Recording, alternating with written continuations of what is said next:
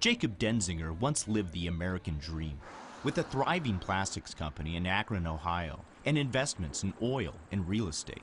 That was before the Nazi hunters found him and he fled to Germany. Denzinger is 90 years old, but in World War II he was a guard at Auschwitz, the notorious Nazi death camp.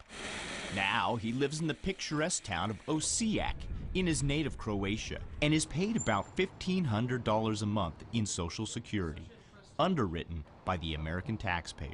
Denzinger refused to speak to the Associated Press on camera, but a neighbor described him. I don't know about the pension. I've never asked about that, but I know he's a very wealthy man. Payments flowed through a legal loophole which allowed dozens of death camp guards and suspected Nazi war criminals to be paid millions of dollars in Social Security benefits. The United States of America, the country that was one of the two principal leaders in leading the fight against the Nazis, is rewarding these perpetrators by paying them money and pension. Rabbi Marvin Heyer, who heads the Simon Wiesenthal Center in Los Angeles, wants an end to the payments. The loophole gave the U.S. Justice Department leverage to persuade Nazi suspects to leave the country. If they had been deported, they would have lost their benefits. But if they left voluntarily, returned to their homeland, and renounced their U.S. citizenship, they were legally allowed to keep their Social Security pensions. The Justice Department denied using these payments as a tool for removing Nazis. Congresswoman Carolyn Maloney also says the payments must stop. So this loophole needs to be closed. I will work hard to close it. A 2-year investigation by the Associated Press has found at least 38 Nazi suspects who left the United States and kept their Social Security benefits. The AP also found at least 4 are still alive.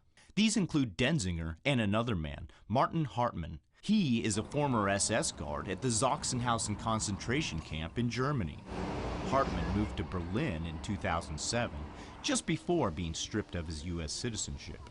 He is still being paid Social Security, according to a person with knowledge of his finances who wished to remain anonymous. You can pick up an ID. Memories of the Third Reich death camps are still vivid for Stephen Femves, who works at the Holocaust Museum in Washington, D.C. Kids were dying right and left.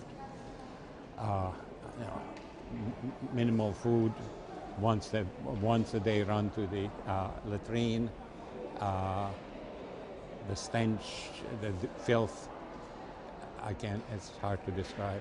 The Croatian authorities have just opened an investigation into Denzinger. Whatever the outcome, he knows his final resting place. His grave and tombstone already built. The only thing left is to chisel in the date of his death. David Bruns, The Associated Press.